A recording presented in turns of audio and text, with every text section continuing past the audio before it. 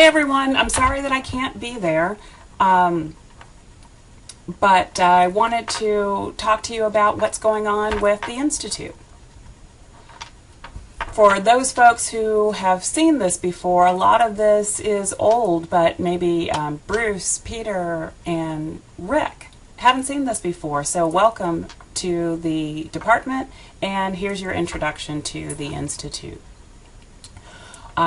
One new thing that has been absolutely wonderful is Cheryl. So part-time, I have Cheryl Sanders working with me at the Institute as program manager.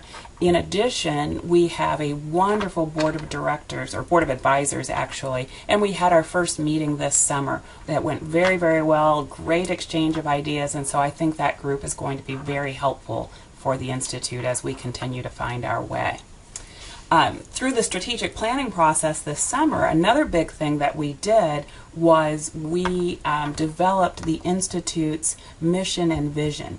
And you know, it's important as an entity within the university that we're following the lead of the central administration and the administration within our school. And so effectively our mission is just to be everything to everyone within the context of what the university is seeking to achieve. And our vision is simply to be the best, because I don't know why you would strive for anything less than that. You may have heard me mention before about our research. Even though we're a service center, we do engage in research. And so we've got great folks like Anthony, Sean, and Arlene who have signed on to help with that research. And now that we're actually in the middle of some pretty comprehensive, pretty large-scale programs, we're starting to collect data so we can start answering or addressing these research questions. We can figure out, you know, how should we be putting on programs? Are we doing it right? And how do we tweak what we're doing and then send that message out for other folks? But what we really focus on is our programs. And as I mentioned before, you know, jokingly, we try to be everything to everyone, and so here's the everyone that I was talking about. And when you think about it, what really matters, at least for us in terms of what we do, what really matters is how many lives are you touching, how many people are you impacting, and hopefully that's a positive and lasting impact. Well, this is what we've come up with. So far this year, we've touched almost 2,300 students, almost 300 teachers, and that's our primary focus. And then you can see we've also done some adult programming, some work with entrepreneurs. And then that last line before the totals talks about the fact that it's not just me. We've been successful so far, and we'll continue the recruitment effort, but we've been successful so far in bringing in some excellent faculty, staff, and students to help us put on these programs. And also you can see that we've got great plans for the future. You know, we're planning on growing by a factor of 3 or 4 over the next couple of years.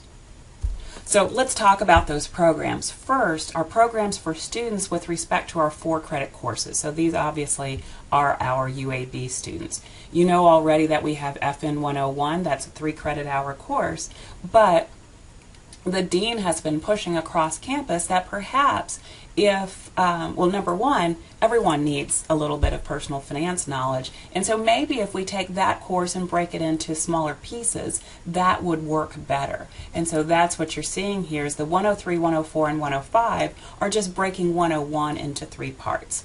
And then FN 102 is a new course that's a little bit different from 101 in that it has more of an outward-looking focus, meaning it forces students to apply personal finance concepts to what's going on in the region and in the world. And so there's a lot of debate in that course and a lot of current events discussion. Middle school students, this summer we had a residential money math camp, so it was about a week, and we had a little over 100 students. It was very busy, very tiring, but I think pretty successful. So huge shout out to Jackie Russell. I hope you're there. Thank you, thank you, thank you for your help with this. You were amazing. Jackie and Elizabeth actually were our 2 instructors for the camp, and we had nothing but positive feedback on them and their interaction with the students. In fact, the camp was so successful that we're negotiating funding for money math clubs that will run with this same cohort of students through Gear Up throughout the school year. And then hopefully you'll remember the Teach Children to Save Blitz that we did in April, and we'll likely do something similar in October. Not for credit for our UAB students, we've had these boot camps, and now that sounds a little harsh to me, so we've rebranded those as the Money Matters series. So 2 workshops per semester for our UAB students, and then we do something similar for the student athletes. One thing that I'm really excited about, and so this is where the growth is coming from. Number one, it's coming from that FN 103, 4, and 5, but then secondly, we're expecting growth once we're able to put out this Certified Financial Planner program. So this we have planned for 2017. Here's what I did this summer. I traveled the state of Alabama teaching teachers, so these are programs for teachers, not students now, teaching teachers how to teach financial literacy or how to teach personal finance. So I went to 4 of the regional and service centers in the state of Alabama and taught small-ish groups of teachers how to teach this required 1 credit hour course that all Alabama high school students are required to take. Other programs that we have scheduled are regular programs with the Birmingham Public Libraries. Shout out again to Jackie, but also Savante. They did a great program on investing at the downtown public library that the librarians are still talking about. So it was so successful that they too want to have regular programs that we facilitate. Also, I sit on a workforce development board, and a number of Jefferson County agencies have asked, hey, can you teach our staff how to talk to our clients about money? Because if we go and get this client a job and help him get back on his feet, if he doesn't know how to manage his money, he's still not necessarily going to be able to pull himself out of whatever situation he or she is in. So again, this is not a one-man show by any means, or not even 2 with Cheryl and me. We have wonderful ambassadors and great partners. The partners like our advisory board, but all these folks that we talked about. So I mentioned the Public Library, State Department of Education, Gear Up Birmingham and Gear Up Alabama are those huge grants that we probably spend half of our time on.